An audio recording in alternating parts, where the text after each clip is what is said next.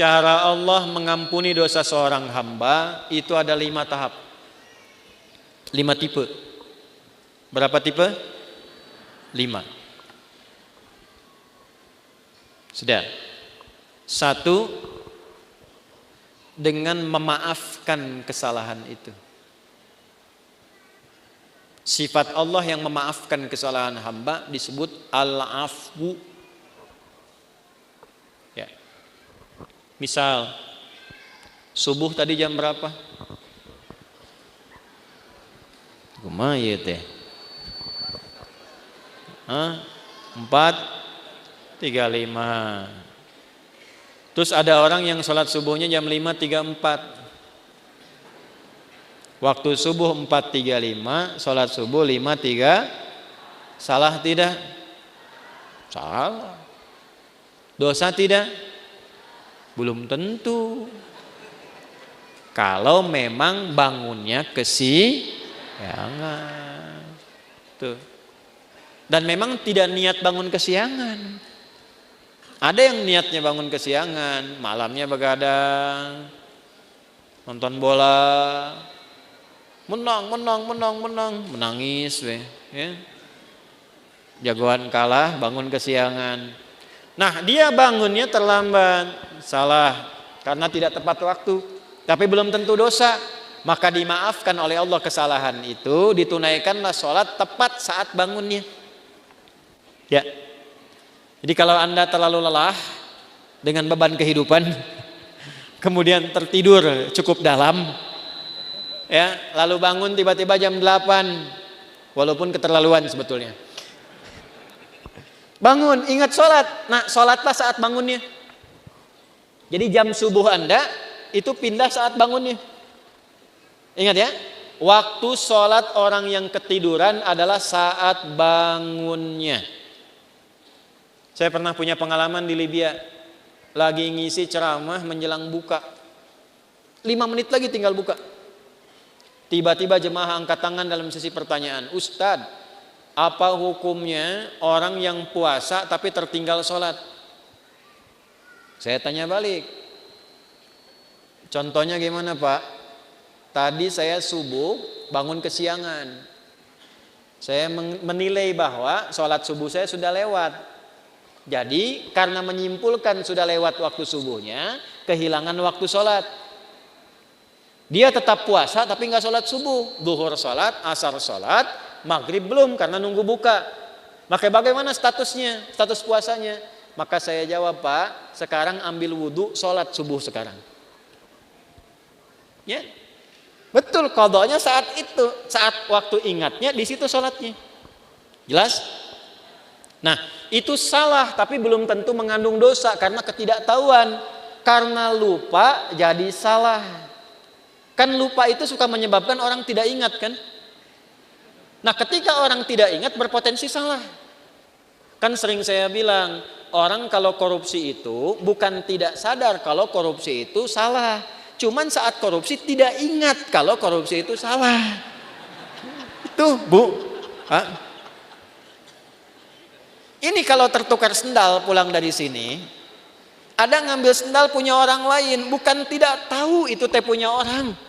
Cuman tidak ingat saat dipakai itu punya orang. Nah, lupa itu nasya, salah itu akhta'a. Saya lupa nasitu, saya salah akhta'tu. Kita lupa nasina, kita salah akhta'na. Rabbana la tu'akhidna in nasina au.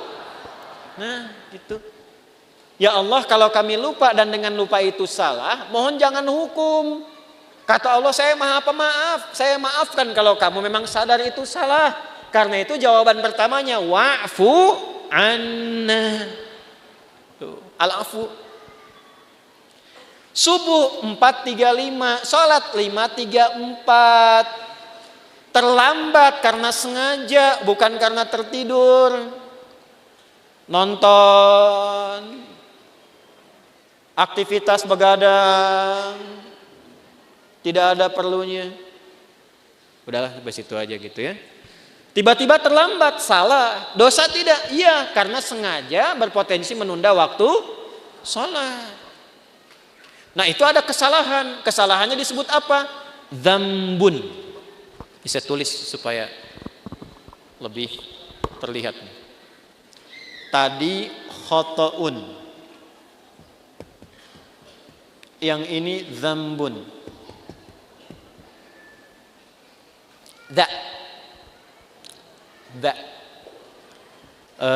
Kapan-kapan nanti saya mungkin rilis video pengajaran untuk spelling huruf hijaiyah tuh di 17 tempat.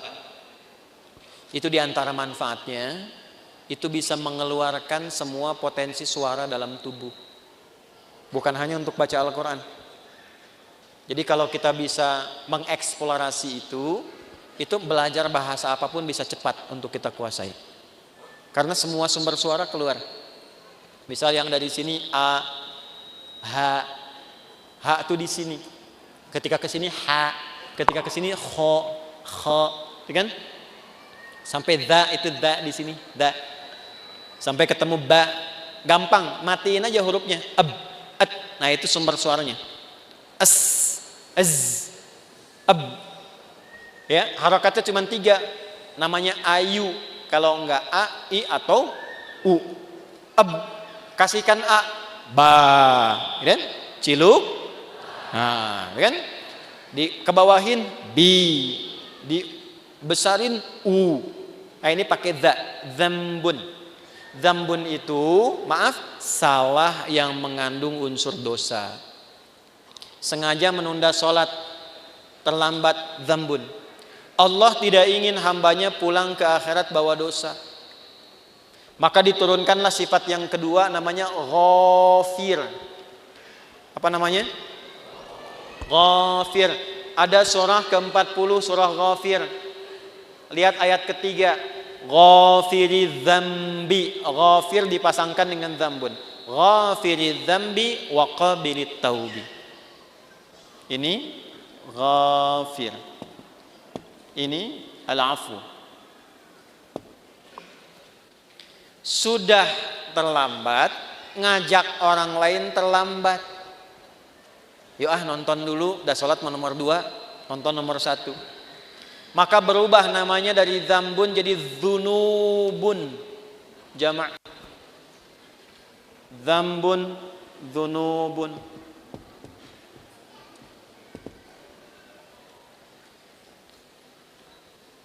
Sudah mencela, merasa paling hebat, merasa paling bagus, terakumulasilah dzunubun.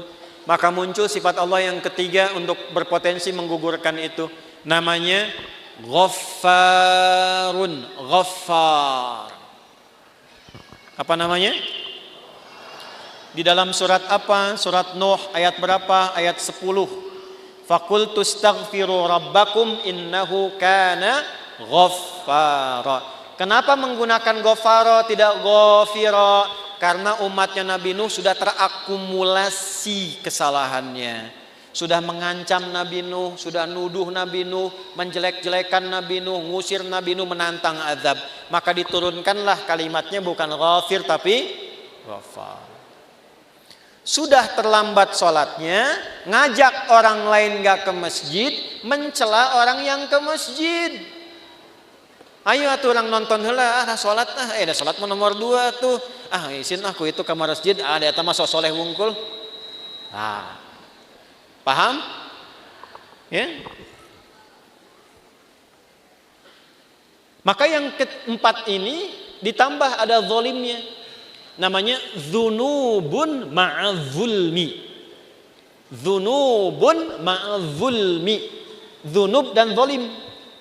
Apa dalilnya? Contoh Quran surah 2 Al-Baqarah ayat berapa? Ayat 114 misalnya. Wa man azlamu zalim. Wa man azlamu mimman mana'a masajidallahi ay yuzkara fiha ismuhu wa sa'a fi kharabiha. Paham? Tidak. Siapakah kata Allah? Nih nanya sama kita. Pertanyaan ini enggak usah dijawab karena Allah sudah Maha tahu. Namanya pertanyaan retorik. Pertanyaan retorik itu pertanyaan yang diajukan untuk menggugah kita supaya mikir, bukan supaya jawab. Seperti khatib Jumat nanya kepada jamaah. Sudah menerangkan, dia tanya, apakah jamaah semua masih merasa beriman? Jangan dijawab, masih. Nah, ini masalah. Saya pernah khutbah Jumat tuh, satu daerah di desa, ya kan? Bukankah Bapak ini semuanya beriman kepada Allah? Betul. Itu pertanyaan retorik. Allah nanya kepada kita, gak usah dijawab. Supaya kita mikir. Maksudnya begini, kalian ini kenapa sih sudah berbuat banyak dosa masih zalim juga? Di antara perbuatan zalim dan banyak dosa, satu, ada yang sifatnya tentang ibadah di masjid. Orang yang mencegah orang ke masjid, sengaja menjatuhkan orang supaya keluar dari masjid, memfitnah ulama supaya tidak ada di masjid. Tuh. Itu namanya dosa akumulatif plus perbuatan zalim. Syirik, inna syirka la zulmun azim. Syirik masuk kategori ini nih. Syirik itu zalim. Ya. Hati-hati ya, yang kecil yang besar sama saja. 7 dosa besar nomor satunya syirik. Baik langsung atau menggunakan perantara. Langsung mengatakan semua agama sama, menuju pada Tuhan yang sama, cuma caranya beda-beda. Itu syirik lisan. Silakan, saya kalau masalah akidah tegas saya. Menggunakan perantara, pakai dukun. Saya langsung saja nih, saya nggak perlu minta maaf. Ya, pakai dukun, menggunakan jasa dukun. Menerawang air tuh, kira-kira malaikat ngatur apa enggak nih? Gimana supaya enggak hujan? Bawa panci, bawa apa, tokotok segala rupa itu. Kita itu umat yang sudah diatur dengan syariat, doanya ada. Mau kita minta hujan berhenti, mau dipindahin, mau hujan sudah ada. Lengkap, sanadnya sahih. Minta hujan bahkan ada sholatnya istisqa. Mindahin hujan ada, dalilnya di hadis Muslim ada, caranya ada. Semua sudah diatur. Bahkan secara teknologi bisa dilakukan juga, ada rekayasanya juga ada. Nah, ketika menggunakan jasa-jasa, jasa lah gitu, ya. Yang tidak diridhai dan ada dosanya, nah ini zalim perbuatannya. Tapi Allah tidak menginginkan dosa itu terbawa sampai meninggal. Itulah rahmannya Allah. Jadi Anda bayangkan Pak, Ibu, Allah saja pada orang yang syirik masih memberikan waktu sampai meninggal supaya tobat dengan rahmatnya. Masa anak Anda yang berbuat sesuatu yang mungkin Anda merasa melecehkan orang tua, Anda memvonis dengan durhaka dan dia mau memperbaiki itu, Anda tidak terima.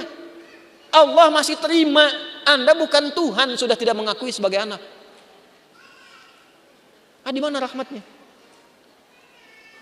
Ini ya. Coba nanti di ujungnya indah sekali. Maka yang keempat namanya Ghafurun. Apa namanya? Ghafur. Ghafur. Pak Ghafur, nggak boleh cepat marah tuh. Tapi yang kelima, syirik iya, Allah, mencuri iya, menjatuhkan iya, minum juga iya, zina pernah. Dan hebatnya begini, kalau dengar orang berbuat tindakan kriminal maksiat, dia belum mengerjakan, rasanya dia merasa belum komplit. Mana naon we? Iya. Si itu mah pernah begitu. Oh, benar gitu. Orang oge arek lah. Nah, itu berubah yang kelima. Namanya israf.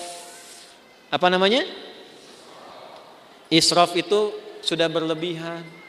Ada orang berlebihan dalam dosa, semua pengen dicoba. Masih mungkin diampuni enggak? Halo? Allah dengan sifat rahmannya masih menurunkan ampunan pada yang demikian kalau dia mau tobat. Inilah yang kelima puncaknya. Ketika Allah ingin mengampuni dengan sifat kelima ini, tidak digunakan al-afu, tidak digunakan turunan dari kata ghafara, baik ghafir, ghafar ataupun ghafur, tapi yang kelima langsung disebutkan rahmatnya. Rahmat. Dengan sifat rahmannya langsung disebutkan kata rahmatnya, rahmat. Dosanya israf. Bahkan rahmatnya dilekatkan dengan sifat Allah pemiliknya. Ya, pakaian nisbah. Rahmat itu punyaku.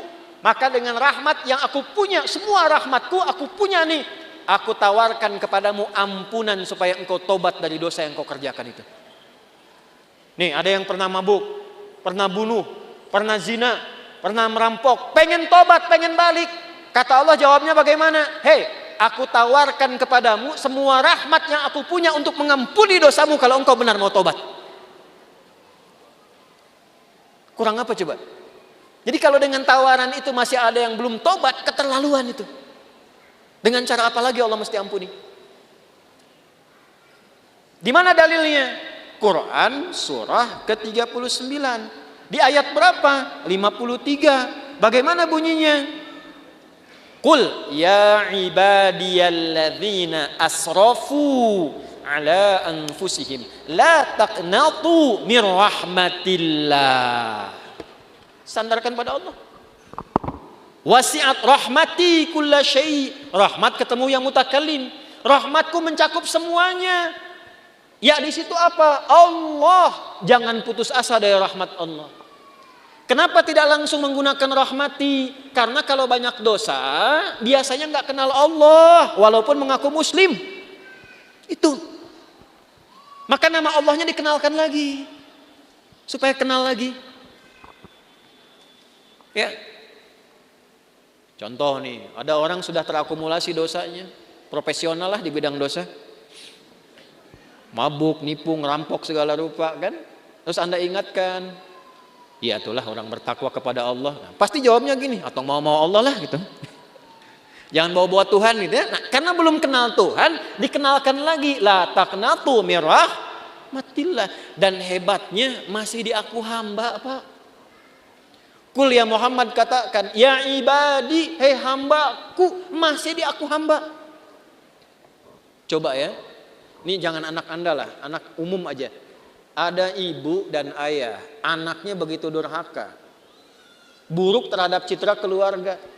Di luar sudah merampok, sudah membunuh, sudah berzina, merusak nama keluarga. Tiba-tiba pulang ke rumah pengen minta maaf sama bapak dan ibu, diterima nggak?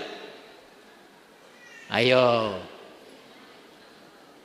Saya tanya nih, kalau bapak ibu mau terima, pertama ketemu senyum atau kecut? Tuh. Marah atau tenang? Non sia ka dieu. Tuh, coba. Nah, inilah pentingnya kita ngaji begini.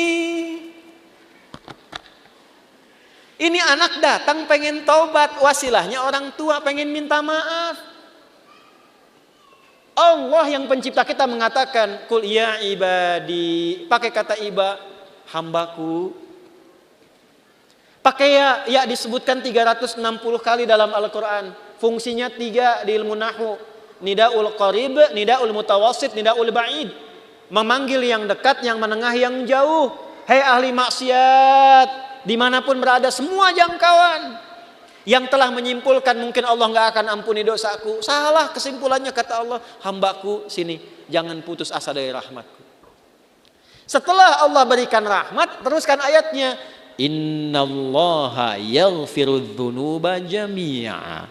Semua dosa yang pernah engkau kerjakan, kalau benar tobatmu, aku ampuni sekarang semuanya.